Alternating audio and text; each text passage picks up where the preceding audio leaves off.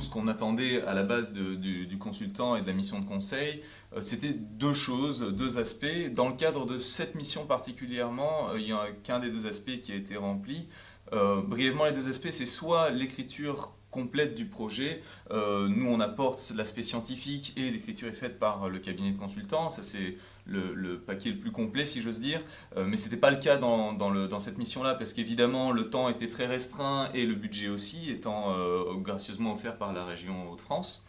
Mais par contre, la deuxième chose que l'on attendait, c'était justement une expertise sur la façon de présenter nos informations. Donc les informations, on les a rédigées nous, mais on attendait du cabinet qu'ils viennent corriger nos façons de présenter, nous montrer là où on pouvait être plus percutant, plus efficace, plus clair aussi, parce qu'on a tendance facilement à rajouter des détails superflus en tant que scientifique et d'avoir un regard extérieur qui est spécialisé dans la communication et pas en sciences, ben, ça nous permet d'enlever tout un tas de détails superflus.